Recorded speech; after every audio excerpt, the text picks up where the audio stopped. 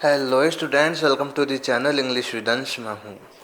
तो आज हम हमारी रिवीजन सीरीज़ का जो सेकंड पोर्शन है वो स्टार्ट करने जा रहे हैं जी। जैसा कि आप सभी को ध्यान है, हम class 12th English literature Rajasthan board RBC board का जो डिटेल्ड सिलेबस है उसका अब हम रिवीजन कर रहे हैं। ठीक है, तो मैंने आपको कंप्लीट, आपको सभी को ध्यान है कि प्लेलिस्ट बनी हुई है लिटरेचर का, आपके इंग्लिश लिटरेचर का कंप्लीट सिलेबस करवा रखा है। आपको प्लेलिस्ट में सारी videos with important question answers separately मिल जाएंगे। ठीक है, तो हम रिवीजन सीरीज़ कंडक्ट कर रहे हैं। जैसा कि आप सभी को ध्यान है, हमने कंपलसरी, जबकि इंग्लिश कंपलसरी का पेपर हुआ था 10 तारीख को, उसमें भी हमने जब कंप्लीट सिलेबस कर लिया था पहले इंग्लिश का, देन हमने क्या करा था, हमने रिवीजन सीरीज़ स्टार्ट करी थी जिसमें मैंने आपको बोर्ड के अकॉर्डिंगली एकदम महत्वपूर्ण चीज़ें बताई थी। ओके, तो अब वैसा ही हम लिटरेचर में कर रहे हैं। जो बच्चे स्टार्टिंग से जुड़े हुए हैं मेरे साथ, उन सभी को ध्यान है कि मैं किस तरह से आपको पढ़ाता हूँ। ठीक है, तो विद माई गाइडेंस आप बहुत अच्छा स्कोर करोगे। बहुत सारे बच्चों के इंग्लिश कंपलसरी में 90 प्लस बन रहे हैं और कई कईयों के तो 95 प्लस बन रहे हैं। सोचो, जो महत्वपूर्ण चीज़ें बताई थी वैसा ही पेपर आया। ठीक है, तो अब हमारी बारी रिवीजन आपके लिटरेचर के।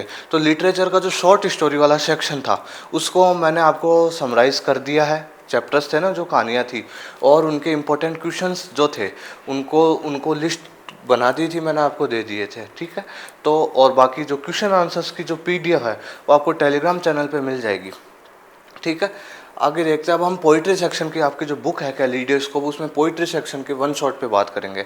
और इसमें मैं आपको लाइन बाय लाइन पोइट्री नहीं पढ़ाऊंगा, क्योंकि देखो लाइन बाय लाइन अगर आपको पढ़नी है तो मैंने पढ़ा रखी है बहुत डिटेल में, बहुत अच्छे से आपको प्लेलिस्ट मिल जाएगी, आप पोइट्रीज पढ़ सकते हो।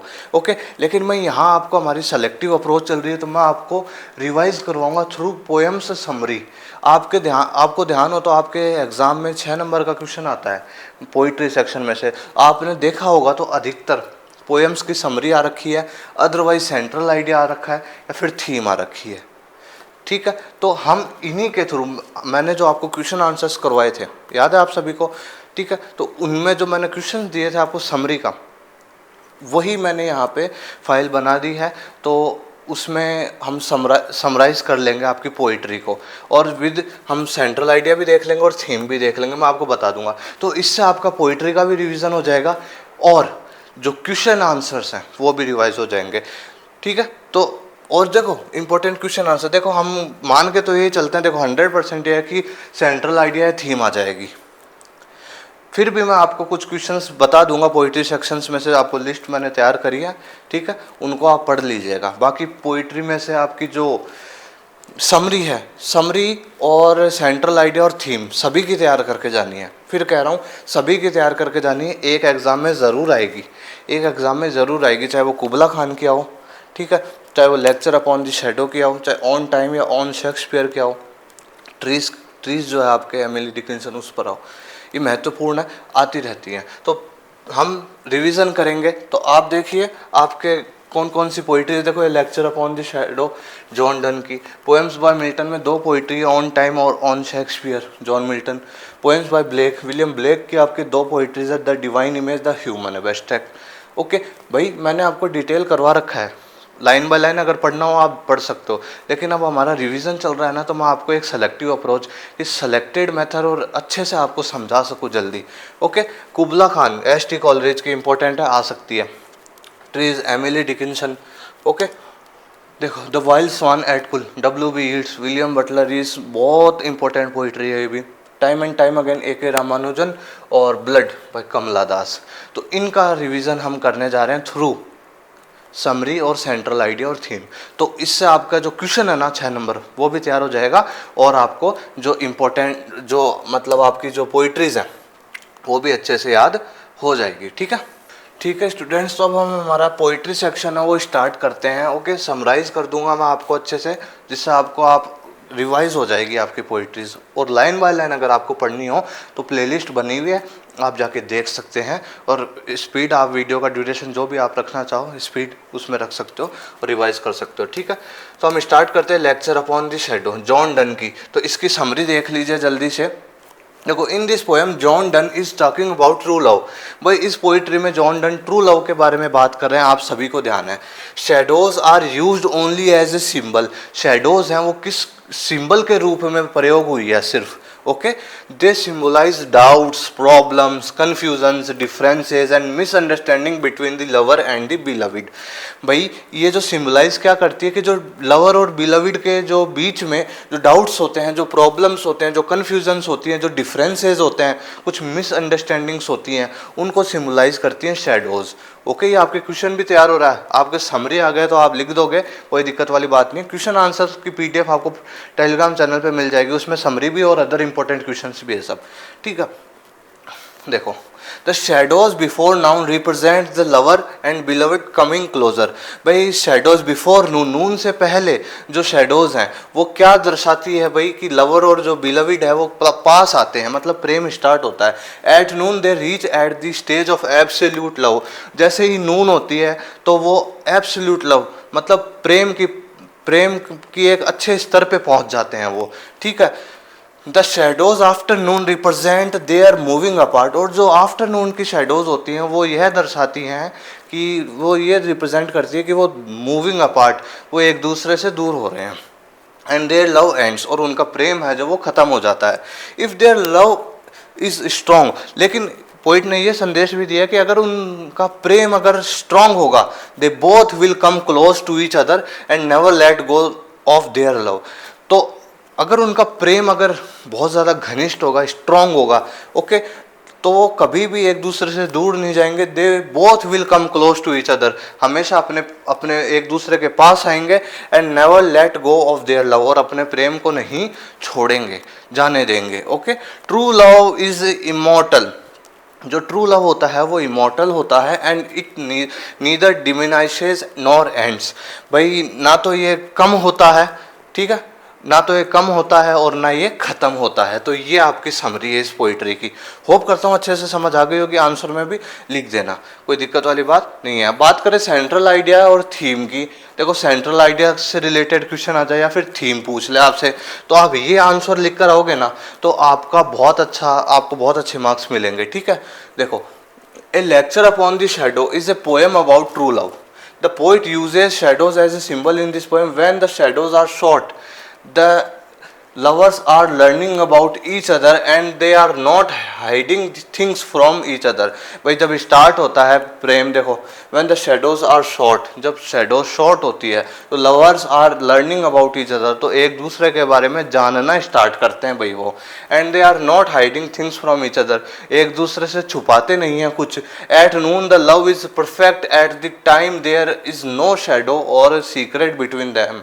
भाई नून के टाइम पर दोनों के मध्य जरा सी भी मिसअंडरस्टैंडिंग डाउट्स प्रॉब्लम्स नहीं होती हैं, क्योंकि शेडोज एकदम कम हो जाती है, मतलब तो उनका जो प्रेम है वो एकदम परफेक्ट हो जाता है, ठीक है। नो शेडोज या सीक्रेट बिटवीन देम। शेडोज क्या रिप्रेजेंट करती है आपको ध्यान ही है। In the afternoon, the shadows become longer. The lovers start disguising themselves, and differences, problem, confusions are increasing between them, and they move apart, and their love ends। भाई क्या है देखो, in the afternoon, afternoon में क्या होता है, the shadows become longer, तो shadows बढ़ती जाती है। अब shadows बढ़ रही है तो क्या होगा, shadows मिसअंडरस्टैंडिंग, जो दोनों के बीच में प्रॉब्लम्स है, कन्फ्यूजन्स है, तो ये सब चीज़ों को रिप्रेजेंट करती है, तो ये सब बढ़ने लग जाती है, ठीक है। Increasing between them, they move apart, तो ये जो डिफरेंसेस बढ़ जाते हैं उनके बीच में, प्रॉब्लम्स बढ़ जाती है, कन्फ्यूजन्स बढ़ जाते हैं, इंक्रीजिंग बिटवीन दैम, ठीक है। And they move apart and their love ends, और वो दोनों एक दूसरे से दूर हो जाते हैं और उनका प्रेम खत्म हो जाता है। The poet wants to convey the idea that if their love is strong, कह रहे हैं कि अगर उनका प्रेम अच्छा स्ट्रॉन्ग होगा, they both will come close to each other and never let go their love, ठीक है। It never changes with the passage of time, और वो कभी बदलता नहीं है, समय के साथ साथ उनका प्रेम बदलता नहीं है भाई। Okay, true love is beyond time, location and situations. भाई जो ट्रू लव होता है वो भाई समय से, जगह से और परिस्थितियों से परे होता है। It never comes to an end, भाई ये कभी ख़त्म नहीं होता, ठीक है। तो आप स्क्रीनशॉट लेना चाहो तो ले सकते हो, इसका कैप्चर कर सकते हो। समरी आ जाए तो आप लिख दीजिएगा, 2-3 लाइनें खुद की तरफ से भी बना के लिख देना। ओके, सेंट्रल आइडिया या थीम पूछ ले, ए लेक्चर अपॉन द शैडो, वैसे तो आप ये आंसर लिख कर आओगे तो आपके अच्छे मार्क्स आएंगे। तो हमने इसके थ्रू हमने पोइट्री भी समझ ली अच्छे से कि भाई इस पोएम में क्या बात हो रखी है। लाइन बाय लाइन पढ़ना चाहो आप पढ़ सकते हो, ठीक है। देखो, ऑन टाइम, जॉन मिल्टन की बात करते हैं अपन। जॉन मिल्टन की जो ये पोइट्री है ऑन टाइम, समय पर, तो इसमें उन्होंने क्या कहा है देखो। In the poem the poet John Milton addresses time, भाई इसमें समय को संबोधित कर रहे हैं John Milton. Milton is dissatisfied with the time because it is full of greed, envy and false show. भाई ये जो समय है ये पूरी तरह से ग्रीड, लालच से भरा हुआ है, एनवी भाई जेलिसी से भरा हुआ है, और फॉल्स शो जो झूठी दिखावा होता है ना उससे भरा हुआ है। People are lost in worldliness, और ये जो लोग हैं ये वर्ल्डलीनेस में, मतलब भौतिकतावादी चीज़ों में, क्या मतलब ये जो मेटेरियलिस्टिक प्लेजर होता है, ओके, उसमें लगे हुए हैं, ठीक है। People forget about the truth, लोग सत्य को भूल चुके हैं। पीस और हैप्पीनेस, सच को, पीस को, शांति को और हैप्पीनेस को भूल चुके हैं। The poets wants this time to pass quickly and swallow all the bad things from the world. भाई आपके जॉन मिल्टन यही चाहते हैं कि ये जो गंदा समय चल रहा है जल्दी से बीत जाए, क्विकली पास्ट, जल्दी से बीत जाए, और ये जो समय है ये सारी बुराइयों को निगलता हुआ चले जाए, निगलता हुआ चले जाए। Noble deeds free from these things, जो नोबल डीड्स हैं, कुछ अच्छे लोगों के कार्य हैं, नोबल महान डीड्स कार्य जो हैं वो इन चीज़ों से बहुत दूर हैं भाई। देखो फ्री है इन चीज़ों से, और वो क्या चीज़ है नोबल डीड्स, देखो these are love, peace, joy, humanity, truth and kindness. Who develop these virtues in his character, the life of that person is full of joy, peace and humanity।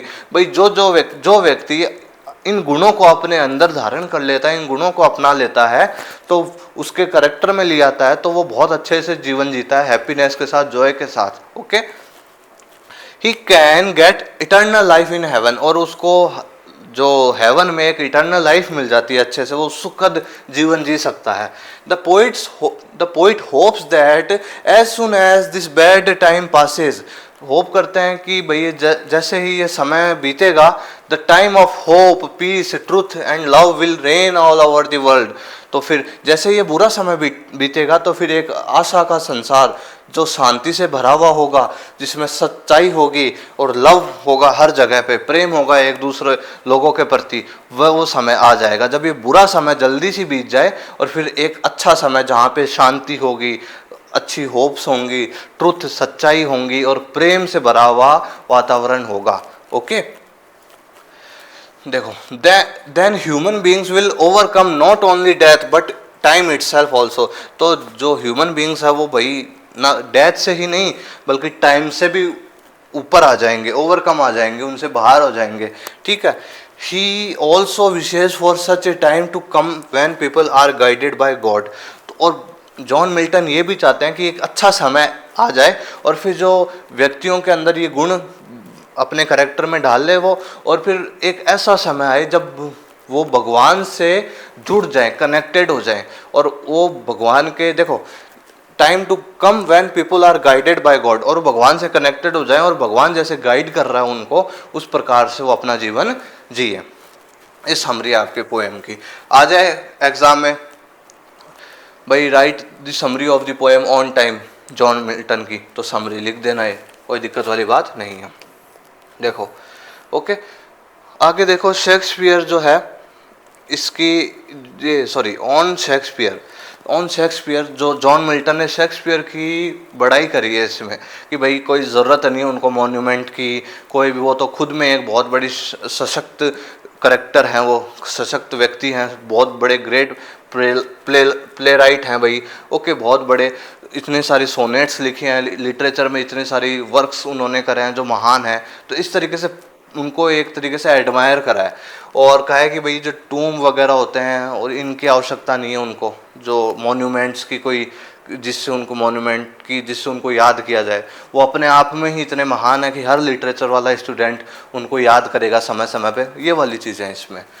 देखो समरी आ जाए इस poem की। In this poem John Milton tells us it is not necessary to build a monument for Shakespeare.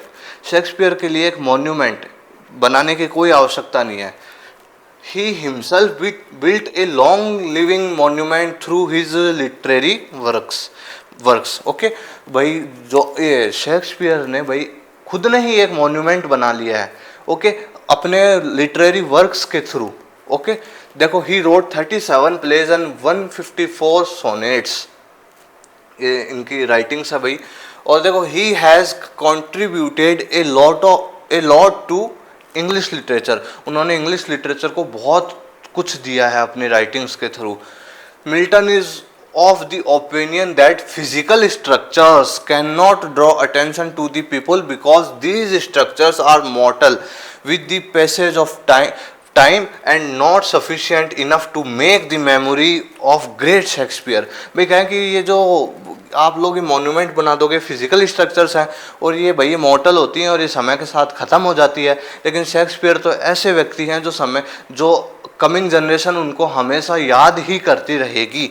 Okay, with the passage of time, देखो, not sufficient enough to make the memory of great Shakespeare, ये sufficient नहीं है, पर्याप्त नहीं है कि आप Shakespeare की जो याद में आप ये चीज़ें बना रही है, तो फिजिकल चीज़ें हैं ये एक समय पे ख़त्म हो जाएगी, लेकिन शेक्सपियर ने इतना महान काम करे हैं कि उनको मेमोरी कोई बना ही नहीं सकता है। ठीक है, बना ही नहीं सकता है। देखो, the poem reaches the conclusion that, और फिर पोएम एंड में कंक्लूजन पे भी पहुंच जाती है। देखो, that he does not need any monument, भाई उनको जरूरत नहीं है किसी भी मॉन्यूमेंट की, because Shakespeare will live longer in the heart of the people, क्योंकि शेक्सपियर तो लोगों के दिलों में जिएंगे हमेशा।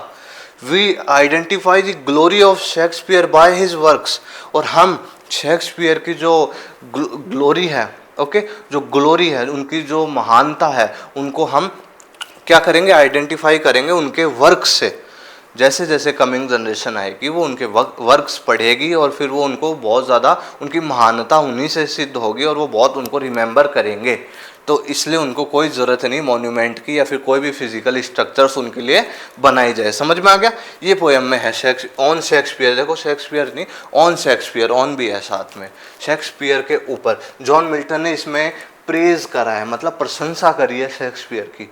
ओके, समझ में आ गया आपको? तो ये पोइट्री थी, तो आप स्क्रीनशॉट ले लो। देखो, ऑन टाइम,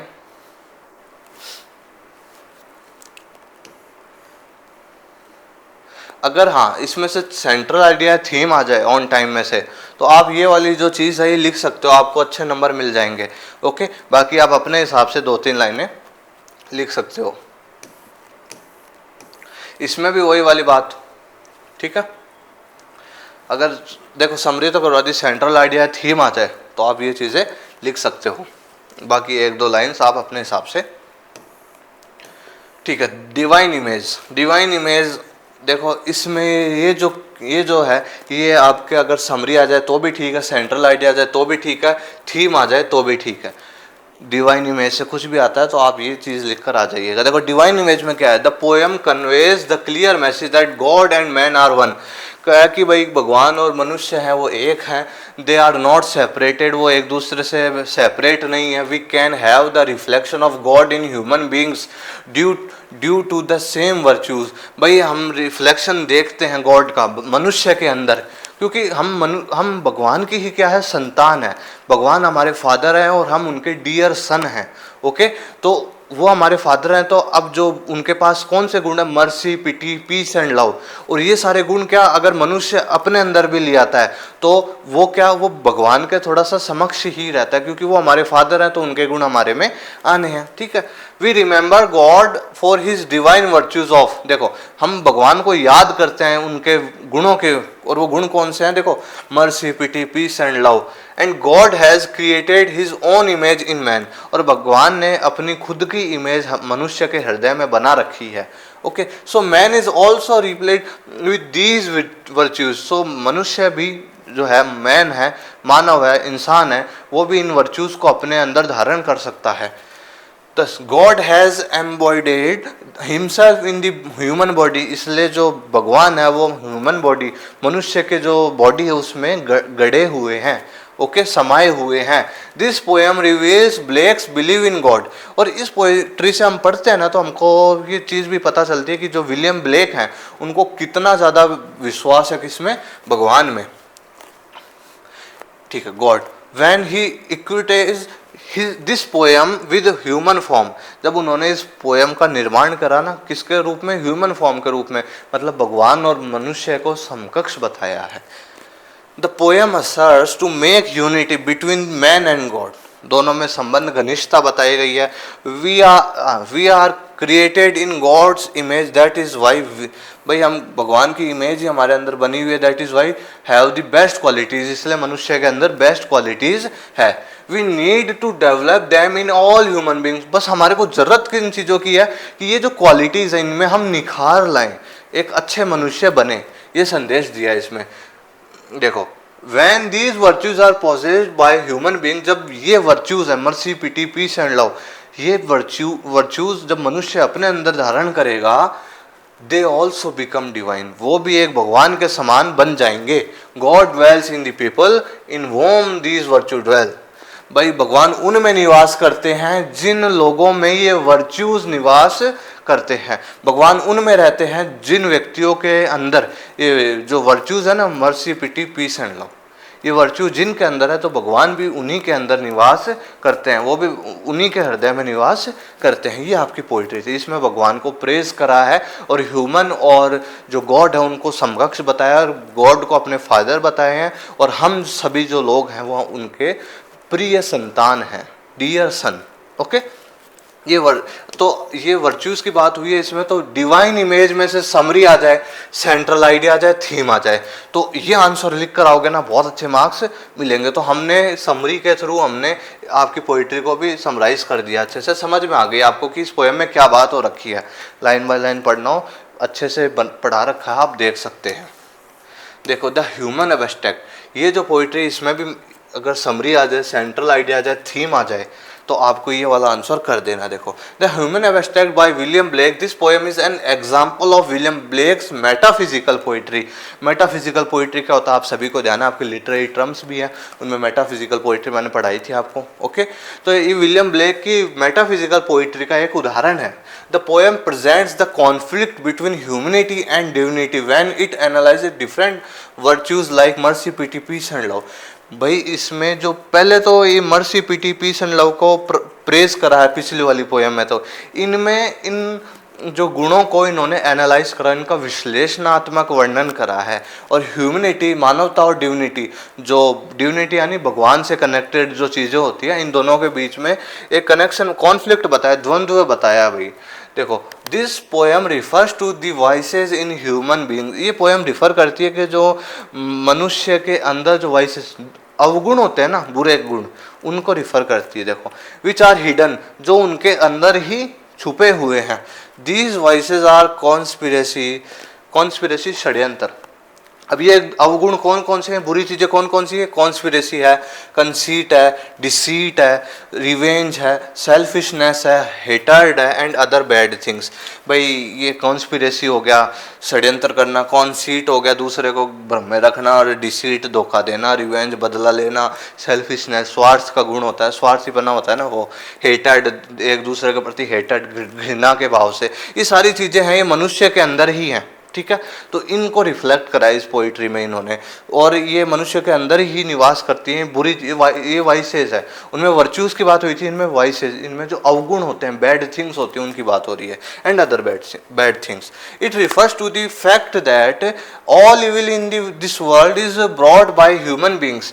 भाई इसमें बताया गया कि ये जो जितने भी इविल हैं, जितनी भी बुरी चीज़ें हैं, ये मनुष्य द्वारा ही बनाई गई है, मनुष्य द्वारा ही लाई गई है। ठीक है, इनको क्रिएट मनुष्य नहीं करा है भाई।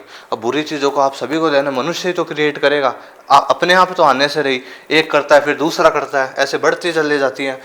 Letter all the voices create, grow and flourish a mystery tree. देखो, फिर ये धीरे धीरे जो खराब चीज़ें होती है, बैड थिंग्स होती है, वाइसेस, ये अवगुण होते हैं ना, ये एक मिस्टीरियस ट्री प्लांट कर देती है मनुष्य के माइंड में।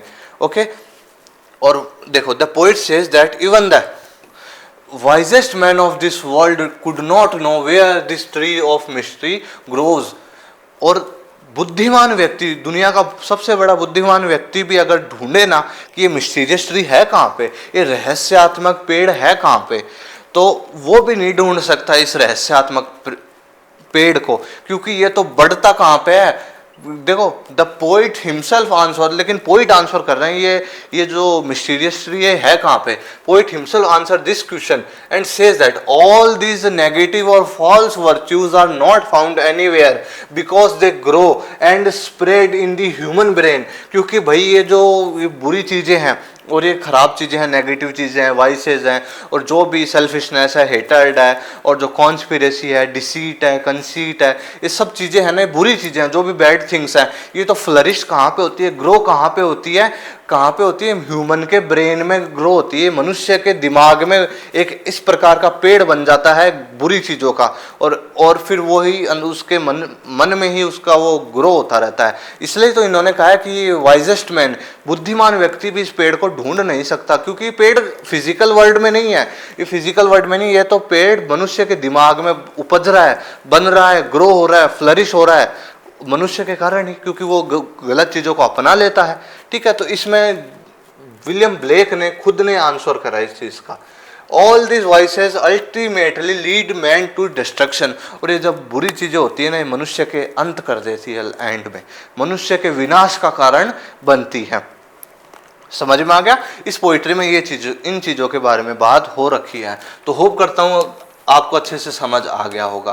देखो, ह्यूमन एब्स्ट्रैक्ट में से समरी आए, सेंट्रल आइडिया या थीम आए, ये आंसर कर आओगे, बहुत अच्छे मार्क्स मिलेंगे आपको, बहुत अच्छे मार्क्स मिलेंगे, और आपको पोइट्री भी समझ आ गई ना अच्छे से। ओके, आगे चलते हैं। कुबला खान, एसटी कॉलेज भाई साहब। ओके, ये सपने देखते हैं भाई, खतरनाक खतरनाक सपने देखते हैं, और ये लो सपना देखा, और ये लो अब मैं लिखने बैठूंगा। और अब इन्होंने इस तरीके से लिख दी, इसने कहाँ के कहाँ ले गए, महल बनवा दिया, और ना जाने कैसा वर्णन करा है। इसलिए तो इनको सुपर नेचुरल पोइट कहा जाता है, क्योंकि ये कुछ सुपर नेचुरल एलिमेंट्स अपनी पोइट्री में डालते हैं कि आदमी देख कर क्या लिख दियो यार, इस प्रकार से क्या लिख दिया भाई इसने। लोग एकदम सरप्राइज हो जाते हैं कि हैं, हवा में महल बना रहा है, ऐसी ऐसी केव्स हैं, ऐसी ऐसी घाटियों के अंदर जहाँ पे डेमन लवर एक प्रकार से रो रही है, इस प्रकार से अपने प्रेम, वो इतनी, और चंद्रमा आधा है, इस प्रकार से बहुत मिस्टीरियस चीज़ें इन्होंने एकदम लिखी हैं। तो अगला बंदा पढ़कर एकदम ऐसे हो जाता है। ठीक है, तो कुबला खान की समरी आ सकती है एग्जाम में। ठीक है, समरी आ सकती है इसके एग्जाम में। तो देखो, Kubla Khan is a fragment written by a great English poet S T Coleridge. Fragment, टुकड़ा है क्योंकि नींद से उठ गए थे। अगर सोते रहते ना तो ना जाने और कुछ कितना लिख देते, ना जाने पूरी कहानी बना के लिख देते। ये तो फिर आधी लिखी है, सोचो इतनी बड़ी पोएम है, ये भी आधी लिखी है। वरना तो कोई बीच में खटखटा दिया गेट किसी ने तो उठ गए, वरना तो ये बाद में तो ना जाने क्या क्या लिख देते। क्या ये इतनी भारी पड़ रही है, जबकि इंग्लिश लिटरेचर के वर्ल्ड में बहुत फेमस पोइट्री है ये। देखो, he is called a poet of imagination, उनको इमेजिनेशन का पोइट कहा जाता है भाई। Okay, the poet describes the empire of a tyrant ruler Kubla Khan. इसमें डिस्क्राइब करते हैं कुबला खान के, एक टायरेंट, एक तानाशाही शासक रहा था, उसके बारे में। His ancestor जेंगिस Khan was also a brutal ruler. भाई इनके जो एंसेस्टर थे जेंगिस खान, ये भी एक तानाशाही रूलर रहे थे। ओके, शासक रहे थे, रूलर शासक। He was the founder of the Mongol destiny. भाई ये मंगोल डेस्टिनी के फाउंडर थे भाई।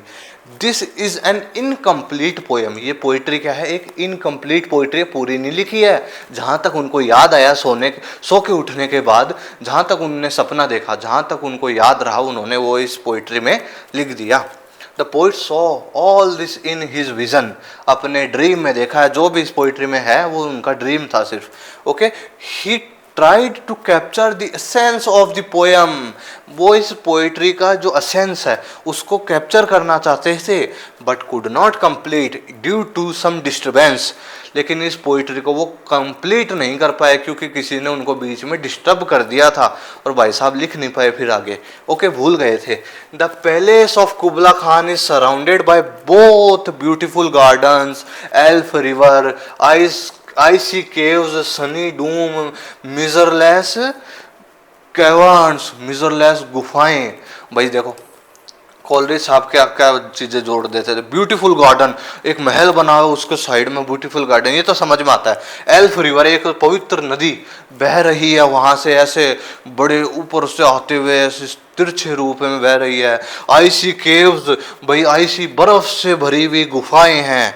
सनी डोम, भाई वहां पे इतनी खतरनाक सूर्य की जो रोशनी है वो आती है। सोचो इतनी खतरनाक सूर्य की रोशनी आती है फिर भी आइसी केव्स हैं, बर्फ से ढकी हुई केव्स हैं। मिजरलेस कैवर्न्स, भाई मिजरलेस, जिनको मापा ना जा सके ऐसी गुफाएं, ऐसी कंदराएं हैं वहां पे इतनी सारी। Okay, haunted and darkened places, भाई डरावने और अंधकार से भरे हुए जगह हैं खूब सारी। मिस्टीरियस स्पेल्स, भाई कुछ जादुई स्पेल्स भी हैं। Uncontrollable nature and super natural elements, भाई अनकंट्रोलेबल नेचर और सुपर नेचुरल एलिमेंट्स को यूज करा है इसमें पोइट ने। This contrast shows that even though humans try to create great things, ये कॉन्ट्रास्ट हमारे को बताता है एक चीज कि अगर मनुष्य ज्यादा अपने आप को समझता है और ग्रेट थिंग्स बनाने की क्षमता रखता है, nature is far more powerful and unpredictable.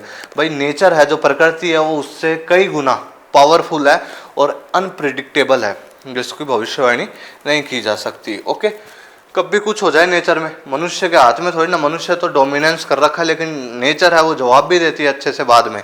Okay, the poem is incomplete yet has become a great literary piece in English literature poetry. Poem incomplete रही फिर भी ये एक great literary piece English literature में बन गई है। ओके, तो एस.टी. कॉलरेज भाई साहब का, भाई ये कुबला खान की समरी आ जाए तो आपको ये लिख देना, बहुत अच्छे मार्क्स मिलेंगे। ओके, और सेंट्रल आइडिया और थीम आ जाए तो हम इस पे बात कर लेते हैं। देखो, the poem Kubla Khan takes us in those ancient times when Kubla Khan is supposed to have ruled. भाई उस समय ले जाती है जब कुबला खान करके कोई शासक था, वो ऐसा माना जा रहा है कि उन्होंने शासन किया था। Kubla Khan was a cruel emperor because of his blind faith. भाई एक क्रूअल एम्परर था, निर्दयी एम्परर था भाई वो। देखो, the poem is Coleridge dreams, भाई कॉलरेज का ड्रीम थी, एस.टी. कॉलरेज का ड्रीम थी सिर्फ ये पोइट्री, ठीक है। The poem presents many geographical, imaginary, magical and real word. भाई इस पोइट्री में हमको जोग्राफिकल एलिमेंट्स भी मिलते हैं, इमेजिनेशंस की चीज़ें भी मिलती हैं, कुछ मैजिकल चीज़ें भी दिखती है हमारे को, यार ये क्या हो रहा है, ठीक है। और रियल वर्ड, कुछ कुछ चीज़ें हमको रियल भी लगती हैं। देखो, रियल एलिमेंट्स, कुबला खान वो builds A magnificent palace and other real of imaginary sceneries symbolizing human ambition and creativity। और ये जो कुबला खान ये सारी चीज़ें बनाता है ना, तो ये क्या सिंबलाइज करती है कि ह्यूमन के अंदर क्रिएटिविटी कितनी ज़्यादा है।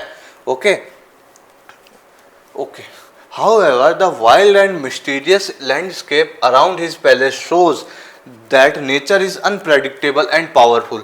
जो उसने मिस्टीरियस चीज़ें बना दी है ना अपने पैलेस के, अपने जो भी महल बना रहा है वो, उसके पास जो मिस्टीरियस चीज़ें बना दी है ना, तो उससे एक चीज़ हमारे को देखने को मिलती है क्या, कि नेचर है वो मनुष्य की सोच से बहुत ज़्यादा क्या है, स्ट्रॉन्ग है, पावरफुल है, और नेचर अनप्रेडिक्टेबल है एंड पावरफुल, ठीक है, powerful. The poet also wants to create a pleasure palace for himself. Poet भी एक अच्छा पैलेस बनाना चाहता है खुद के लिए। He thinks to create such a palace in his imagination. वो अपना एक प्लेस वो भी बनाना चाहता है अपने इमेजिनेशन में, which is a remarkable illusion of super naturalism, ठीक है, जो एक सुपर नेचुरलिज्म का एक उदाहरण बने अच्छा सा, मतलब पोइट की इमेजिनेशन कितनी खतरनाक है उसका एक उदाहरण बन जाइए। वो तो हमने देख ही लिया इस पोइट्री में। आगे लिटरेचर रहेगी आपके, तो आप जब कॉलेज में अगर लिटरेचर पढ़ोगे तो आपको इन भाई साहब की इतनी बड़ी बड़ी पोइट्रीज पढ़नी पड़ेंगी। एक पोएम है द राइम ऑफ एंशिएंट मारिनर, भाई वो पूरी पोएम है, वो कम से कम भी उसके पार्ट है 5 या 6 तो, और वो चलती रहती है कहानी है उसमें, चलती रहती है, कम से कम भी 1000 लाइन से ज़्यादा होगी उसमें। ओके, तो लॉन्ग होती है इनकी पोएम्स बहुत, और सुपर नेचुरल चीज़ें मिलेंगी इनकी पोइट्री में, इमेजिनेशन खतरनाक मिलेगी, खतरनाक इमेजिनेशन मिलेगी। ओके, मिस्ट्रीज मिलेगी इनकी पोइट्री में। तो ये वाली चीज़ें, तो अगर आप सेंट्रल आइडिया थीम आ जाए तो आप ये वाला आंसर करके आ सकते हैं, और समरी आ जाए तो आप ये चीज़ लिख कर आ सकते हैं, ठीक है। कैप्चर कर लीजिए। तो समझ में आ गया ना आपको कि इस पोइट्री में क्या है। होप करता हूँ अच्छे से पढ़ाई चल रही होगी आप सभी की।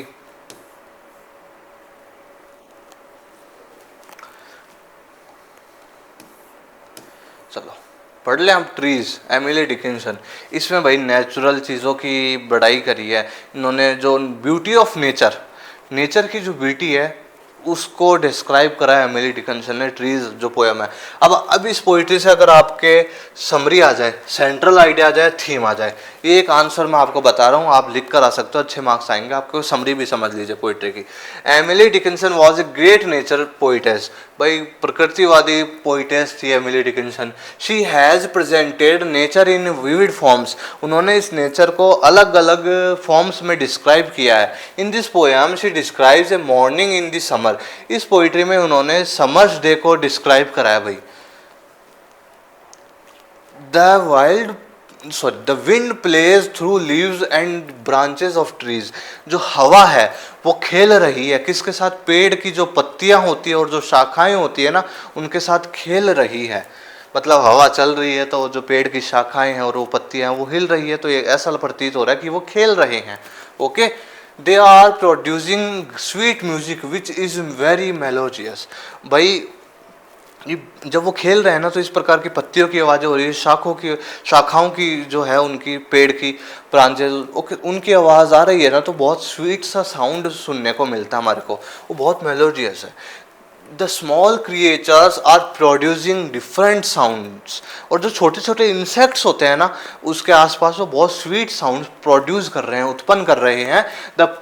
The poetess has presented the sun as the supreme power like God। और जो पोइटेस ने आप ये जो सन को, इस पोइट्री में सन को, सन मतलब सूर्य को इन्होंने सुप्रीम पावर कहा है कि एक सुप्रीम पावरफुल चीज़ है भगवान की तरह। The sun plays hide and seek with clouds. और जो सन है ना, सूरज भी बादलों के साथ हाइड एंड सीक खेल रहा है। मतलब आप सोचो गर्मी का दिन है और क्लाउड्स इधर उधर जा रहे हैं, तो कभी बादल सूरज को छिपा लेते हैं बादल, कभी हवा से फिर बादल आगे चले जाते हैं तो फिर प्रकाश हो जाता है। ठीक है, वो इस प्रकार से लगता है कि जैसे हाइड एंड सीक खेल रहे हैं। The sun is the source of all life, growth and energy on the earth. भाई सन है वो सोर्स है हर ग्रोथ का, लाइफ का और एनर्जी का इस धरती पर। But the whimsical sun comes out at times to do his duty as to help the orchards grow and the birds and snakes and other many lives to sustain। भाई अब बादलों के पीछे छिप जाता है सूरज, लेकिन बादलों से भी वो बाद में सामने आ जाता है। क्यों? क्योंकि उसको अपनी ड्यूटी निभानी है। और सूरज की ड्यूटी क्या है कि जो ऑर्चिड्स है, जो गार्डन्स है ना भाई, उनको ग्रो करना है। जो धरती सूरज के बिना अधूरी है, तो हर एक ह्यूमन बींग्स हैं, चाहे एनिमल्स हो, चाहे और जो इंसेक्ट्स हों, स्नेक्स हों और बर्ड्स हैं, ये जो एनिमल्स हैं वगैरह सारी चीज़ें मान लो भाई, प्रकृति नेचर को भी सूरज की ज़रूरत है, ह्यूमन बींग्स को भी है, और जो एनिमल्स हैं उन सबको भी ज़रूरत है। तो whimsical जो सन है वो अपनी जिद करके उन क्लाउड्स से बाहर आ जाता है और प्रकाशमय कर देता है। हर तरफ सूरज की रोशनी, अपनी रेस, जो किरणें हैं उनको फैला देता है, क्योंकि सूरज अपनी ड्यूटी निभाता है, क्योंकि सूरज की वजह से हर लिविंग बीइंग है जो भी, चाहे पेड़ हो चाहे ह्यूमन बीइंग हो, सब चीज़ें हैं उन्हीं से हैं। ओके, तो ये चीज़ भी बताई आपकी पोइटेस ने। Birds and animals are enjoying the summer sun. भाई ये जो बर्ड्स हैं और जो अदर इंसेक्ट्स हैं, जो और अदर एनिमल्स हैं, वो समर के जो धूप होती है ना, सन की जो धूप होती है, सन रेज जो किरणें होती है ना, उनको इंजॉय करते हैं, ये बताया। Bright flowers are blooming. जो ब्राइट फ्लावर्स हैं ना, वो भी सूर्य की किरण से क्या होते हैं? ब्लूम, खिलते हैं अच्छे से।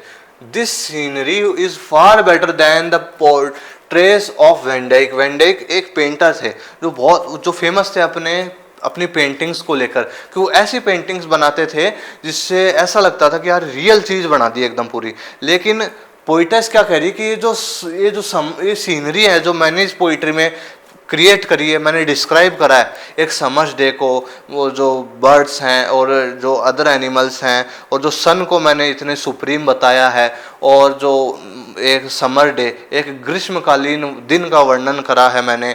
ओके, और जो ट्रीज़ हैं उनकी पत्तियां हिल रही है, हवा के साथ खेल रही हैं, जो सन है वो भी क्लाउड्स के साथ हाइड एंड सीक कर रहा है। तो मैंने इस पोइट्री में जो ये सारी चीज़ें डिस्क्राइब करी है ना, ये वैन डाइक के पोर्ट्रेट्स हैं ना, उसकी पेंटिंग से भी ज़्यादा अच्छी हैं।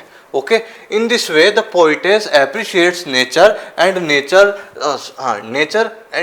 Natures beautiful, nature and beautiful, गलत है, देखो, appreciate natures, okay, and beautifully expresses her thoughts,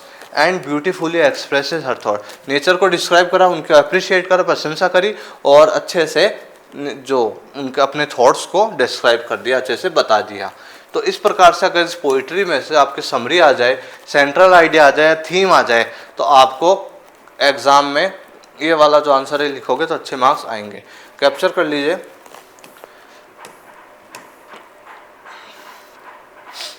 okay, the white swan at Coole, बहुत अच्छी पोइट्री है, W.B. Yeats आने की संभावना है। ठीक है, तो इसकी समरी देख लो। The poet W.B. Yeats visits a park where he has watched swans for many years. भाई एक पार्क में विजिट करते हैं, कुल पार्क का नाम है। ठीक है, तो वहाँ पे विजिट करते हैं जहाँ पे स्वान्स को देखा करते थे पहले भी। As he looks at the swans swimming on the water, he realizes that while they remain unchanged and full of life, while observing all these, he is thinking about his own bygone better days. चलो सुनो, जब उनको देखता है कि swans हैं आज भी, मतलब बहुत समय पहले 19 ईयर्स पहले वो आता था यहाँ पे, तो देखता था स्वान्स तैर रहे हैं, जो हंस हैं वो तैर रहे हैं, इंजॉय करते हैं अपनी लाइफ को, कंपनी है उनकी सबकी एक साथ, वो एक साथ एक तरह से ग्रुप में रहते हैं, खूब इंजॉय करते हैं। तो आज वो देख रहा था, उसको दिख रहा है कि आज भी स्वान्स उसी तरह से स्विम कर रहे हैं पानी में। He realises that while they remain unchanged, आज भी अनचेंज्ड हैं वो, वैसे के वैसे हैं, full of life. While observing all these, भाई वो सब इन चीज़ों को ऑब्जर्व करता, वो खुद के बारे में सोचने लग जाता, about his own bygone better days, जो उसके जो बेटर डेज है ना वो जा चुके हैं। पोइट इसमें काफ़ी ज़्यादा निराश है। निराश इस वजह से है क्योंकि उसके जीवन में सारी चीज़ें एकदम खराब उथल पुथल चल रही हैं। जो अच्छे दिन थे वो उसकी लाइफ से चले गए हैं, उसकी जो बिलविड थी उन्होंने भी इनको धोखा दे दिया था, और ये बहुत ज़्यादा सैड हो रखे हैं। तो ये स्वान्स को देखते हैं तो उनको दिखते हैं कि यार ये कितने अपने एक साथ ग्रुप में रहते हैं, एंजॉय कर रहे हैं, और एक मेरी लाइफ है जो एकदम ख़राब सी हो गई है, मेरे बेटर डेज चले गए हैं, मैं अकेला हो गया हूँ, उदास हूँ, वो वाली बैकग्राउंड है इस पोइट्री का। ठीक है, the poet at once recalls his earlier visit to the lake 19 years ago. फिर पोइट अपनी जो 19 ईयर्स अगो, 19 साल पहले जब आए थे ना, तब रिमेंबर करते, वो उस चीज़ को रिमेंबर करते हैं। दैट टाइम, उस समय, he was trying to count the swans but all of sudden all the swans flew away in the sky. भाई वो ट्राई कर रहा था कि काउंट करता हूँ, चलो कितने स्वान्स हैं यहाँ पे, लेकिन एकदम से वो स्वान्स है वो एकदम से आकाश में उड़ गए थे। The poet finds that swans are unaffected from the clutches of time. Poet बताते हैं कि भाई ये जो स्वान्स हैं ये अनअफेक्टेड हैं, भाई इनको अफेक्ट टाइम है, इनको अफेक्ट, क्योंकि देखो हम सब हैं, समय के साथ साथ चीज़ें बदल जाती है, समय के साथ हर एक व्यक्ति बदल जाता है, समय के साथ हर एक चीज़ें मनुष्य के जीवन में अलग अलग प्रकार की चीज़ें आने लग जाती है, लेकिन स्वान्स हैं उनको टाइम अफेक्ट नहीं कर पाया है। स्वान्स उस समय भी वैसे थे, आज भी वैसे हैं। They have their own love with them, भाई उन सभी को एक दूसरे से प्रेम है, भाई उन सबकी एक साथ कंपनी है, ग्रुप में रहते हैं वो। The poet realises he has aged and lost his youthful energy, भाई अब पोइट को रियलाइज होता है कि मैं अब ओल्ड हो चुका हूँ, और मैंने जो मेरी जवानी की एनर्जी थी ना वो भी खो दी है अब। He feels everything has changed, वो सोचता है कि सब कुछ बदल गया है। He has lost his love, उन्होंने अपने प्रेम को खो दिया, अपनी हैप्पीनेस को खो दिया है, अपनी पीस शांति को खो दिया है, अपने जीवन में इंजॉयमेंट को खो दिया है, पैशन को जुनून को खो दिया है, एटसेट्रा, कि सब कुछ बदल गया है। मैं मेरा प्यार खो चुका हूँ, खुशी खो चुका हूँ, शांति खो चुका हूँ, इंजॉयमेंट खो चुका हूँ, पैशन खो चुका हूँ। ही always remains in distress and sad, हमेशा दुखी रहते हैं और डिस्ट्रेस्ड, बहुत ज़्यादा निराश रहते हैं। ओके, और so he recollects his better days in the poem. इस तो स्वांस को देखकर अपने अच्छे दिनों को याद करता है। बस ये पोइट्री है आपकी, समझ में आया? आगे समझ में? तो अगर समरी आती है तो आप ये वाली चीज़ लिखोगे, बहुत मेरे को तो लग रहा है इस बार वाइल्ड सोनेट कुल में से आना चाहिए। ओके, देखो समरी आती है तो बहुत अच्छी बात, सेंट्रल आइडिया थीम आ जाए, सेंट्रल आइडिया थीम आ जाए तो ये आंसर करके रहेगा। आप चिंता मत करो कि सर जी ने कहाँ से उठाए हैं प्रश्न। भाई हमारी क्वेश्चन आंसर्स की पीडीएफ है ना, उसमें जो लास्ट में मैंने समरी करवाई और सेंट्रल आइडिया करवाया ना, वो के वही हैं, वो के वही हैं, घबराने वाली बात नहीं है, आपको मिल जाएगा। ओके, आपको मिल जाएंगे। देखो सेंट्रल आइडिया देख लेते हैं इस पोइट्री का। The poem the wild swan at Coole by W.B. Yeats is a very famous poem, famous poetry है। There are many themes which the poet wants to convey the readers they are. भाई इसमें कुछ themes है जिनको poet convey करना चाहता है readers को, जैसे एजिंग एंड लॉस, उम्र का बढ़ना और फिर जो लॉस हो जाते हैं व्यक्ति को उसके बारे में, पैसेज ऑफ टाइम, समय का बीतना, नेचर्स ब्यूटी, प्रकृति की ब्यूटी। ओके, अनफुलफिल्ड डिजायर्स, जो पूरी ना हो सकने वाली डिजायर्स, लोनलीनेस, अकेलापन, इमॉर्टलिटी ऑफ नेचर, जो नेचर की अमरता है उसका, ये सब कुछ थीम्स है इस पोइट्री की। Okay, the poet mentions swans as a symbol to convey his inward feelings. Poet ने स्वान्स को यूज करा है only as a symbol, okay, अपनी फीलिंग्स को कन्वे करने के लिए, बात खत्म। They have achieved everything in life like youth, beauty, love, energy, freedom etcetera. उन्होंने अपनी लाइफ में सब कुछ अचीव कर लिया है, अच्छे से जीवन जीते हैं, जवानी भी है, जवान भी है भाई, ब्यूटी सुंदर भी हैं, उनके पास अपना लव भी है और एनर्जी भी है आज भी उनमें, और फ्रीडम, फ्री हैं एकदम वो। They always remain passionate and enjoy life to the fullest. और वो हमेशा पैशनेट रहते हैं भाई, और लाइफ को एंजॉय करते हैं एकदम पूरी तरह से। The poet also conveys the idea that poet feels everything he has change totally. भाई पोइट कन्वे करना चाहते हैं कि अब सब कुछ बदल चुका है और मैं भी सब कुछ खो चुका हूँ चीज़ें, और समय भी बदल चुका है। The poet feel everything has change totally, सब कुछ बदल चुका है। He has also aged and lost his excitement. मैं भी बूढ़ा, वो पोइट हैं वो भी बूढ़े हो, कह रहे हैं कि मैं भी बूढ़ा हो गया हूँ और मैंने मेरा जो एक्साइटमेंट है वो भी खो दिया, मेरा प्रेम भी खो दिया, मैंने हैप्पीनेस भी खो दिया, मैंने पीस, शांति भी खो दी है भाई मेरे जीवन में, ऐसे बता रहे हैं पोइट। द स्वान्स, नेचर, ठीक है, are beyond the clutches of time. जो नेचर है, नेचर से कनेक्ट कर लो स्वान्स को। भाई ये जो समय की जकड़ है ना, उसके हाथ में नहीं है भाई। Time does not make them old, और समय ने उनको बूढ़ा नहीं करा है भाई। While human face many obstacles in life, जबकि जो ह्यूमंस हैं भाई, हम मानव हैं, हम हमारे जीवन में बहुत सारी कठिनाइयों का सामना करते हैं। Human life is a store house of sorrows and sufferings.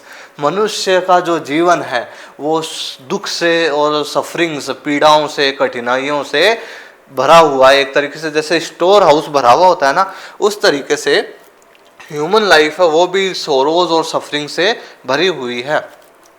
Swans enjoy every moment of their life, but human lose their passion as they grow older.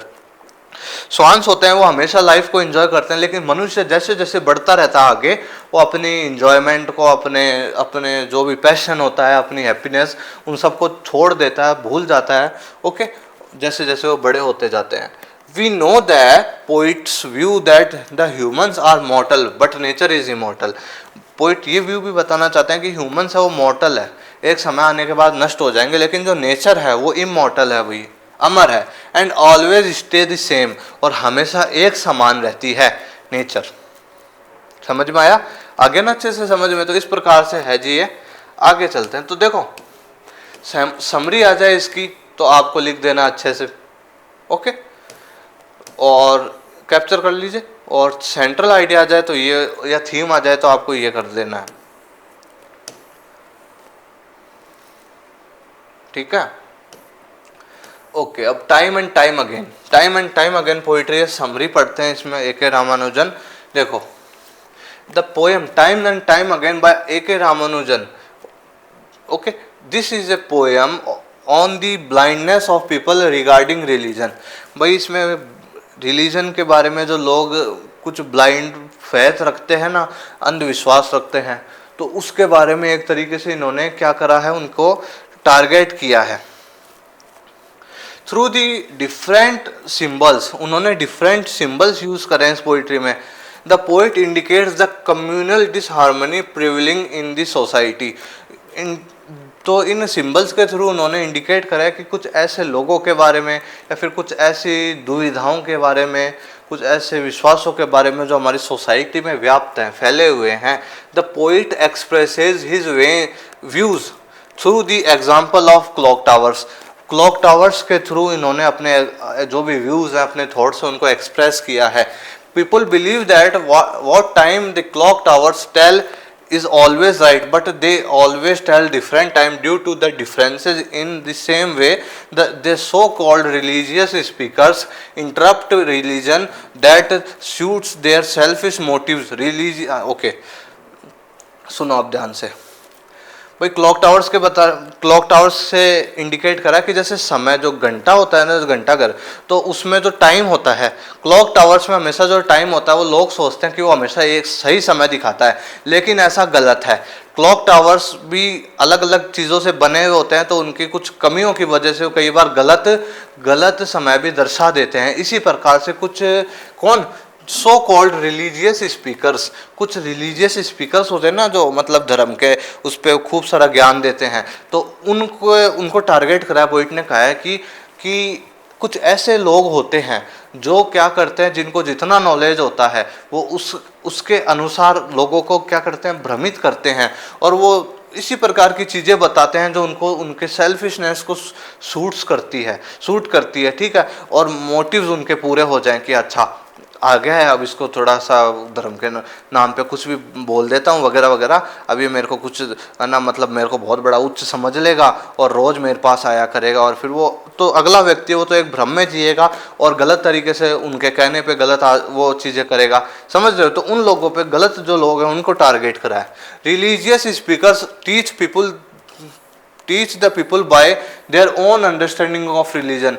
भाई ये जो रिलीजियस स्पीकर्स होते हैं ना, पाखंडियों की बात करी है, ओके, तो कि भाई ये अपने अनुसार, अपनी जितने उनको ज्ञान होता है ना, उतना ही लोगों को बता देते हैं और कई बार मिसगाइड करते हैं। They preach what they understand and according to their own knowledge. तो इसी तरीके से ज्ञान देते हैं कि जितना उनको खुद को नॉलेज होता है, जितनी समझ होती है। They create confusion among the people, और वो कन्फ्यूजन क्रिएट कर देते हैं मनुष्य के अंदर, ये मत करना, वो मत करना, ऐसे हो जाएगा, वो हो जाएगा, ये हो जाएगा, तो मिसगाइड करते हैं और मनुष्य लोग मान भी लेते हैं इन बातों को, समझ रहे हो। तो ऐसे लोगों को वो टारगेट करा है। Then it's results into conflict, और फिर इसका रिजल्ट क्या होता है, कॉन्फ्लिक्ट, मनुष्य द्वंद्व में रहता है भाई, एंड क्लैशेस बिटवीन रिलीजन, और फिर इन्हीं के चलते जो रिलीजन्स हैं और जो धर्म है उनके बीच में लड़ाइयाँ होती रहती है। ओके, तो इसमें यह बताया है, तो आप इसको कैप्चर कर लीजिए। समरी आए तो आप ये कर सकते हैं, ठीक है। अब हम सेंट्रल आइडिया या फिर थीम आ जाए इस पोइट्री से, तो आपको ये लिख कर आना है, पढ़ लो। The poet is talking about people's blind faith in religious authorities. Blind faith के बारे में बात करिए, लोगों के जो इन रिलीजियस स्पीकर्स होते हैं ना, उनकी। The poet expresses his views through the example of clock towers. Okay, people believe that what time the clock towers tell is always right, but they always tell different times due to the differences in their manufacturing or the ways of gongs being beaten. भाई clock towers सही समय बताते हैं, सब लोगों को ये लगता है, लेकिन उनमें भी कुछ मिस्टेक्स होते हैं उनकी। जब उनको बनाया जाता है तो क्या पता कुछ गलतियां हो जाए, तो उस प्रकार से वो सही समय नहीं बताते हैं। ओके, तो इसलिए ब्लाइंड फेथ नहीं रखना चाहिए। They always tell different times, हमेशा डिफरेंट टाइम बताते रहते हैं भाई। In the same way people वो preach religion to this job as per their own understanding of religion. तो इस प्रकार से कुछ लोग होते हैं जो पाखंडी लोग होते हैं, वो क्या करते हैं, वो रिलीजन को टीच करते हैं, लोगों को समझाते हैं कि भाई, और वो किस बेस पे समझाते हैं, खुद की जितनी अंडरस्टैंडिंग होती है और नॉलेज होता है ना, उसके बेस पे। They preach what they understand and according to their own knowledge, knowledge, जितनी ज्ञान होता है उसी प्रकार से दूसरे को भी दे देते हैं अपने समझ के अनुसार। This is the reason why they interrupt religion in different ways. तो भाई ये रिलीजन को एक तरीके से इंटरप्ट करते हैं ये लोग। They create confusions among the people, लोगों के बीच में कन्फ्यूजन्स क्रिएट कर देते हैं ये। This result into conflict and classes, भाई इसका रिजल्ट द्वंद्व होते हैं और फिर लड़ाइयाँ स्टार्ट हो जाती है। The religious speaker serve their own purpose and misguide the people, ये अपना खुद का जो होता है ना, एक खुद का उल्लू सीधा करना, तो मतलब ये खुद का स्वार्थ सिद्ध कर लेते हैं बस, और जो लोगों को मिसगाइड कर देते हैं। ये बताया आपके इस पोइट्री में टाइम एंड टाइम अगेन। समझ में आ गया आपको? तो सेंट्रल आइडिया भी इसको कैप्चर कर लीजिए आप।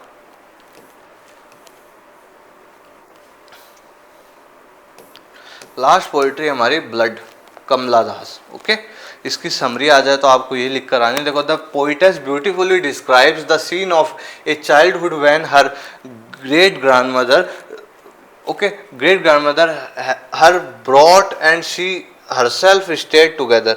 भाई इसमें डिस्क्राइब कर रही है पोइटेस अपने चाइल्डहुड के बारे में, जब उनकी ग्रेट ग्रैंडमदर के साथ वो रहा करती थी अपने बचपन में। ओके, और वो अपने भाई के साथ एक साथ सब रहते थे। Okay, the bad condition of the house made her great grand mother depressed. उनका जो घर की स्थिति थी काफ़ी पुराने टाइम का बना हुआ था, तो अब एकदम से ढह रहा था वो घर।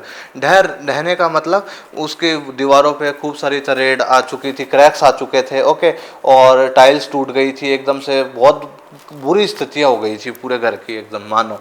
तो इस घर की ऐसी स्थिति देख कर तो उनकी जो ग्रेट ग्रैंड मदर है ना, वो हमेशा क्या रहती थी, दुखी रहती थी। Okay, the poet understood that it was difficult to be rich. Poet को समय के साथ पता चलने लगा, पहले तो बचपन में प्रॉमिस किया था उन्होंने अपनी ग्रैंड मदर को कि मैं जब बड़ी हो जाऊंगी तब मैं बहुत पैसे कमाऊंगी, तब मैं इस घर को वापस सही कर दूंगी, है ना, ऐसे प्रॉमिस किया था। लेकिन धीरे धीरे जब आपकी पोइटेस जब बड़ी हो जाती है तब वो उनको पता चलता है कि भाई पैसे धनवान बनना इतना डिफिकल्ट है काफ़ी। The poetess left the broken house and migrated to another town. जब बड़ी हुई तो बाद में वो दूसरे टाउन में रहने चले गई थी भाई, और उस टूटे हुए घर को वैसा का वैसा छोड़ दिया था। She asked the soul of her great grandmother to pardon her for not getting the old house repaired. वो अपनी ग्रेट ग्रैंडमदर से माफ़ी, उनकी आत्मा से माफ़ी मांगना चाहती है कि भाई मैं अब उस घर को उस टूटे हुए घर को मैं छोड़ के अब दूसरे टाउन में रह रही हूँ। मैंने आपसे वादा किया था कि मैं जब पैसे कमा लूँगी, खूब पैसे हो जाएंगे मेरे पास, तो मैं इस घर को रिपेयर कर दूंगी, मुझे माफ़ कर दो ग्रेट ग्रैंड मदर। मैं है ना, मैं अपना वादा पूरा ना कर सकी और मैं उस ओल्ड हाउस को रिपेयर नहीं करा सकी। तो बहुत ज़्यादा गिल्ट में जी रही है, बहुत ज़्यादा दुखी है आपकी पोइटेस की, ठीक है, इस वजह से। In order to overcome the feelings of guilt, okay, अब इस गिल्ट की फीलिंग से ओवरकम नहीं आ रही थी। She says that all the virtues given by her great grand mother have been followed by her. लेकिन वो कह रही है कि भाई चलो मैं उस घर को तो नहीं सही कर पाई, लेकिन आज तक मैंने जो वर्च्यूज, जो गुण उनसे सीखे हैं ना, और जो भी कल्चर है, जो भी हमारे गुण हैं, जो भी रीति रिवाज हैं, उनको मैं आज तक फॉलो करते हुए आ रही हूँ। मैं घर को जरूर रिपेयर नहीं करवा पाई, लेकिन मैं ग्रेट ग्रैंड मदर के जो भी उन्होंने हमको सिखाया है, जो भी उनके ट्रेडिशन है, जो भी कल्चर है, जो भी हमको चीज़ें सीखी है हमने, जो भी वर्च्यूज, जो उनके अंदर गुण थे, उन सबको मैं आज तक फॉलो करते हुए आ रही हूँ। ये समरी इस पोइट्री की, ठीक है, तो कैप्चर कर लीजिए। ओके, सेंट्रल आइडिया आ जाए अगर इस पोइट्री से, तो आपको क्या करना है, देखो, the poem blood by Kamala Das deals with the themes like family and legacy, emotional turmoil and inner conflict, okay, cultural tradition and modernity etcetera. ये इस पोइट्री की थीम है भाई कुछ। Okay, in this poem the poet has presented her feminist approach, अपनी जो महिलावादी या फिर नारीवादी जो फेमिनिस्ट अप्रोच है, फेमिनिस्ट धारणा है, वो बताई है। She has depicted various aspects of women of different ages. उन्होंने इसमें पोइट्री में खूब सारे एस्पेक्ट्स बताए हैं, पहलू बताए वुमेन के एजेस के साथ, इस एज में ये, इस एज में ये। She feels that A women can well understand another women. वो जानती है कि एक महिला दूसरी महिला को बहुत अच्छे से जानती है। In her childhood she observed nature and tried to draw her imagination in the sand as she played with her brother। भाई चाइल्डहुड में वो नेचर में रहती थी, मतलब प्रकृति में रहती थी भाई, और अपने इमेजिनेशंस के थ्रू वो अपने भाई के साथ है ना मिट्टी का जो घर बनाते हैं ना उस प्रकार से खेला करती थी। In spite of the intoxicating salinity of nature at her old house, she also experiences the anxiety, fear, agony about the perishing and ancestral houses। Okay भाई, इसमें ये कह रही है कि आपकी जो पोइट्री है, जो अपने पूर्वजों का जो हाउस है जो हाउस, उसको उसके रिग्रेट में रही है कि हमेशा दुख रहता है उनको उस चीज़ को लेके कि मैं बचपन में उस घर में खेला करती थी और भाई के साथ मिट्टी का घर बनाया करती थी इमेजिनेशन के साथ मेरे, फिर अब मैं यहाँ पे आ गई हूँ माइग्रेट होकर, लेकिन मुझे आज भी वो चीज़ खलती है कि मैं उस घर को रिपेयर नहीं करवा पाई हूँ। ठीक है, वो चीज़ आज भी मुझे गिल्ट में रखती है, एंग्जाइटी रहती है, मेरे को फियर रहता है उसकी वजह से। The poem illustrates the rich past of her great grand mother through the jewels box. भाई इस पे हमको ये भी देखने को मिलता है कि इनका जो पास्ट था, मतलब इनका जो पास्ट था, आपकी पोइटेस का जो बैकग्राउंड था, फैमिली बैकग्राउंड, वो काफ़ी ज़्यादा अच्छा था, रिच था। क्योंकि वो किससे पता चलता, ज्वेल बॉक्स, जो इनकी ग्रेट ग्रैंड मदर के पास ज्वेल बॉक्स था ना जिसमें ज्वेलरी रखी थी खूब सारी, तो बहुत ज़्यादा रॉयल थी वो खूब। एलिफेंट राइड, उनकी एलिफेंट राइड हर कोई तो कर नहीं सकता, ठीक है, जो पैसे वाले लोग होते थे उस टाइम पे वो करते थे।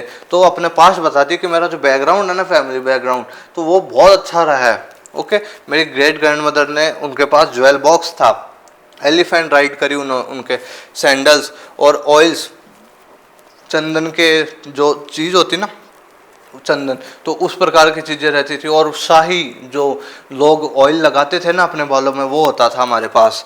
She as a child could feel her defeat and miseries.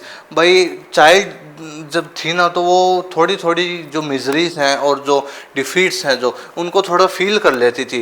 लेकिन she finds that making money, उस टाइम तो ये थोड़ा सा हल्का ही बच्ची थी तो समझ नहीं पाती थी चीज़ों को, लेकिन बड़ी हुई ना तो she finds that making money is not easy.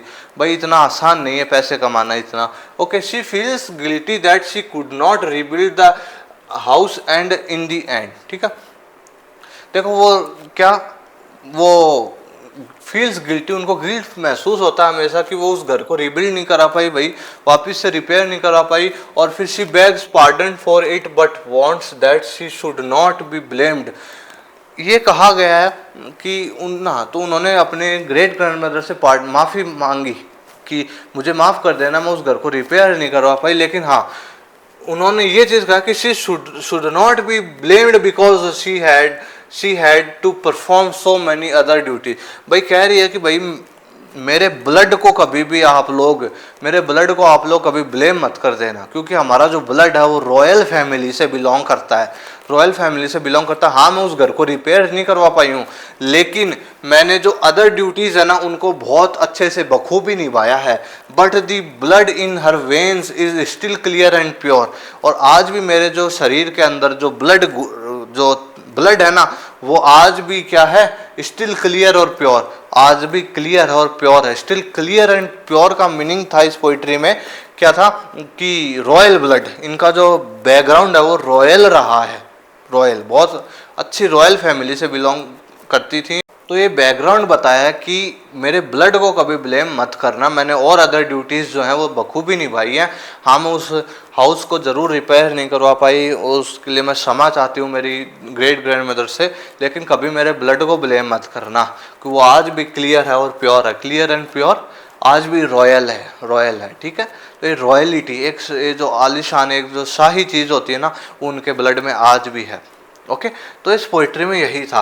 तो होप करता हूँ आपको अच्छे से समझ आ गया होगा। ओके, हमने पोइट्रीज, आपकी जितनी भी पोइट्रीज थी भाई उनको अच्छे से रिवाइज कर लिया है, ओके, अच्छे से रिवाइज कर लिया है। तो होप करता हूँ आपको अच्छे से, अच्छा इसका आपने कैप्चर कर लीजिए, कैप्चर नहीं करा हो तो कैप्चर कर लीजिए, समरी आ जाए और सेंट्रल आइडिया या थीम आ जाए तो आपको इस प्रकार से लिख देना। ठीक है, तो होप करता हूँ अच्छे से आपको समझ आ गई होगी ये सारी चीज़ें, और आपने कैप्चर कर लिया होगा ये पीडीएफ फाइल। इसके जो ये जो फाइल है ये तो मैंने आपको स्टार्ट में बताया था ना, जब शॉर्ट स्टोरी करवाई थी कि ये तो सेव नहीं हो पा रही बेटा। ये काफ़ी कोशिशें कर ली, ये सेव नहीं हो पाई, लेकिन ये बस इधर ही है। इसको मैं तो फ़ोन में भी करना चाहा लेकिन नहीं हो पा रही है। ओके, डज नॉट सपोर्टेड इस प्रकार से आ रहा है। चलो, तो हमने क्या कर लिया, हमने पोइट्री सेक्शन मैंने आपको समरी के थ्रू, सेंट्रल आइडिया के थ्रू मैंने आपको पोइट्री समराइज करवा दी अच्छे से। अब हम बात करेंगे भैया आपके क्वेश्चन आंसर्स के ऊपर। ओके, कुछ इम्पोर्टेंट समरी और थीम तो आपको करनी ही है, सभी की करनी है, ठीक है, सभी की करनी है आपको। देखो, समरी और थीम आपको इन सारी पोइट्रीज की करनी है। समरी आ जाए, थीम आ जाए, सेंट्रल आइडिया आ जाए, मैंने आपको फिर कह रहा हूँ इन सभी का करना आपको अच्छे से। बाकी जो अदर क्वेश्चंस है वो भी मैं आपको बता देता हूँ। देखो, क्वेश्चन समरी थीम में से आने की पूरी संभावना है। समरी थीम सेंट्रल आइडिया आएगा पक्का, ठीक है। और देखो इंपॉर्टेंट, हाँ एक चीज़, आपके पोइट्री एक्सट्रैक्ट आता है। पोइट्री एक्सट्रैक्ट मतलब स्टैंजा दे देंगे, उसके नीचे 3 क्वेश्चन दे देंगे। अब आप पोइट्री को कितना अच्छे से जानते हो, फिर आप उसके अनुसार आंसर लिखो।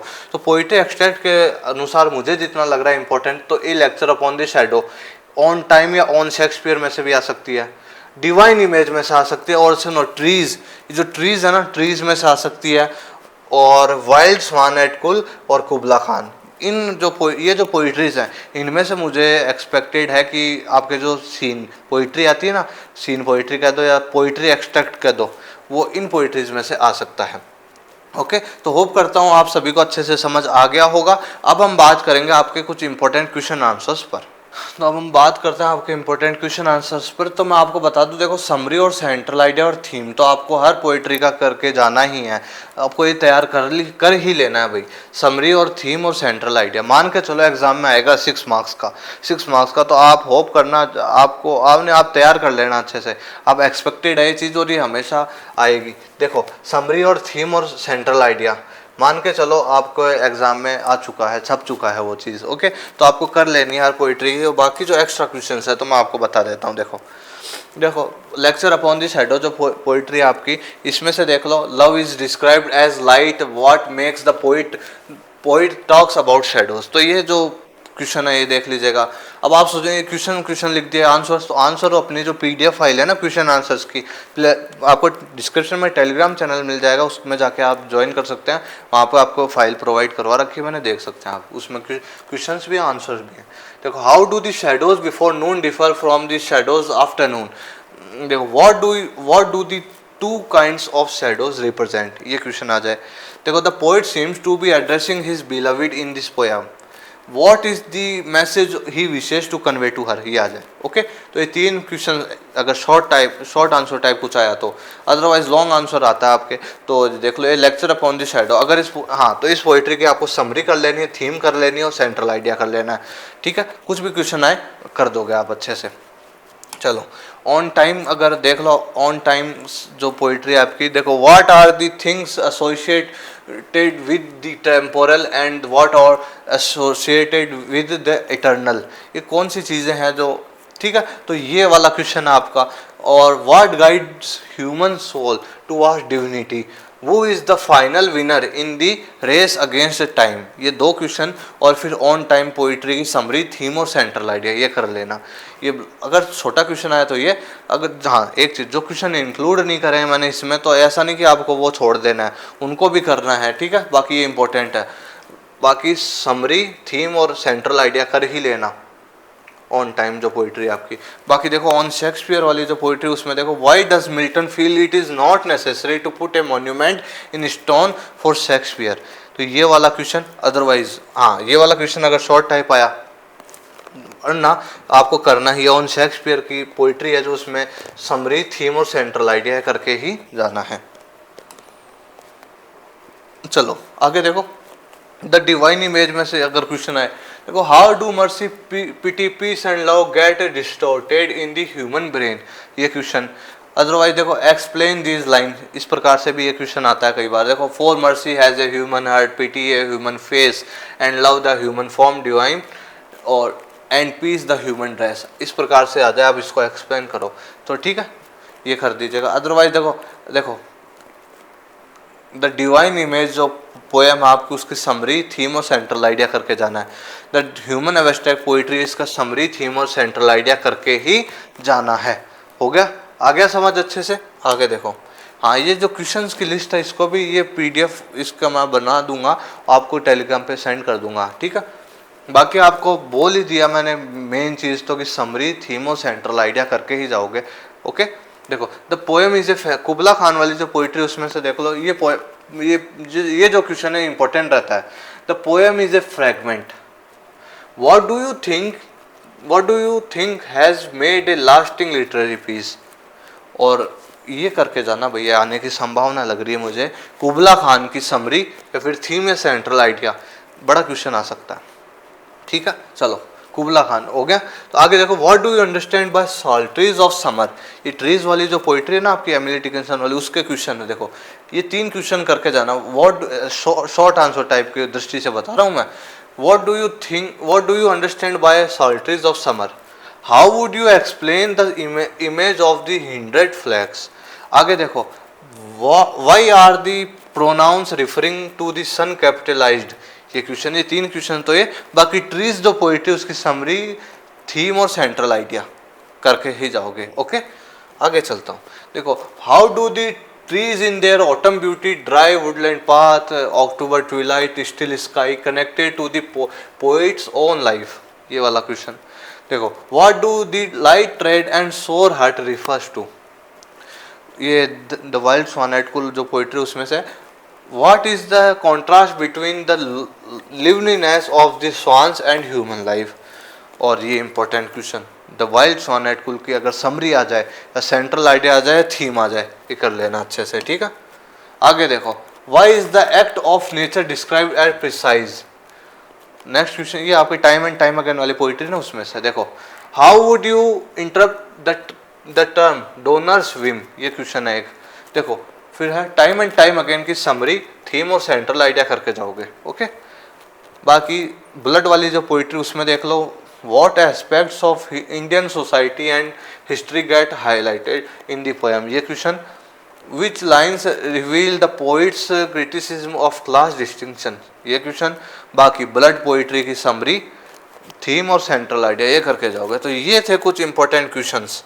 ओके ये थे कुछ इंपॉर्टेंट क्वेश्चन। तो होप करता हूँ आपको अच्छे से समझ आ गए होंगे ये इंपॉर्टेंट क्वेश्चन। बाकी मेन चीज़ ये है कि आप हर पोएम की समरी थीम और सेंट्रल आइडिया ये करके जाओगे तो आपका काम बन जाएगा। बाकी कुछ अदर इंपॉर्टेंट चीज़ें भी बता देनी चाहिए, बाई चांस कोई 60 वर्ड में कोई क्वेश्चन आ जाए तो ठीक है। तो ये इंपॉर्टेंट क्वेश्चंस हैं, बाकी आप समरी थीम और सेंट्रल आइडिया हर पोइट्री का करके जाओगे। तो होप करता हूँ आज का लेक्चर बहुत अच्छा रहा होगा, अच्छे से आप सभी को समझ आ गया होगा। वीडियो की जो स्पीड है वो आप अपने अनुसार जैसा भी आपको उचित लगे वो ऐसा कर सकते हैं और अच्छे से इस सेशन को, इस वीडियो लेक्चर को देख सकते हैं और अच्छे से समझ सकते हैं। हमने कंप्लीट पोइट्री सेक्शन आपका कंप्लीट कर लिया, इंपॉर्टेंट क्वेश्चन आंसर्स बता दिए हैं, समरी बता दिया, हर पोइट्री की थीम सेंट्रल आइडिया बता दिए, सीन पोइट्री मतलब पोइट्री एक्सट्रैक्ट कौन सी पोएम में से आने की संभावना है वो भी बता दिया और इंपॉर्टेंट क्वेश्चन। तो ओके, तो ओवरऑल हमने पोइट्री सेक्शन अच्छे से कर लिया है। तो होप करता हूँ आपकी पढ़ाई बहुत अच्छे से चल रही होगी, आपके जो एग्जाम्स हैं जो बीच बीच में जो एग्जाम्स आपके वो बहुत अच्छे से जा रहे होंगे। ओके तो आपको पूरे धैर्य के साथ अच्छे से मन को शांत करके लेक्चर आपको देखना है और अच्छे से समझना है चीज़ों को। ओके और अपनी मेहनत में एक निखार लाना है इस प्रकार से। ओके तो होप करता हूँ जैसे कंपलसरी का आपका पेपर गया बहुत अच्छा, हमने बहुत अच्छे से पढ़ाई करी। होप करता हूँ आपका लिटरेचर का पेपर भी बहुत अच्छा जाए, विद माई गाइडेंस आप बहुत अच्छे मार्क्स स्कोर कर सको। बाकी आपकी खुद की मेहनत है, मैं जितना अच्छे से आपको करवा सकता हूँ वो करवा रहा हूँ। ठीक है तो कोई भी डाउट हो, कोई भी क्यूरी हो, कुछ भी आस्क करना हो, कोई भी मन में कोई बात हो तो आप कमेंट सेक्शन में ज़रूर मुझसे आस्क कर सकते हैं। डिस्क्रिप्शन में आपको टेलीग्राम चैनल का लिंक भी मिल जाएगा। ओके उसको भी ज्वाइन कर सकते हैं आप और अच्छे से पढ़ाई करनी है बस आपको। ठीक है अच्छे से अब आपको पढ़ाई करनी है, किसी भी प्रकार की कोई दुविधा नहीं और ज़्यादा आपको सोचना नहीं है और हार्ड आएगा डिफ़िकल्ट कैसा पेपर आएगा वगैरह कुछ नहीं।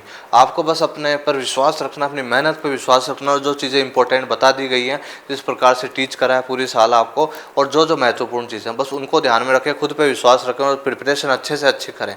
ओके फिर आपको कोई नहीं रोक सकता मार्क्स लाने से। ठीक है तो होप करता हूँ आप अच्छे से पढ़ रहे होंगे और अपनी पढ़ाई को और ज़्यादा निखार लेकर आइए। मैं मिलूँगा अब आपसे नेक्स्ट सेशन में, बने रहिए मेरे साथ। Thank you very much.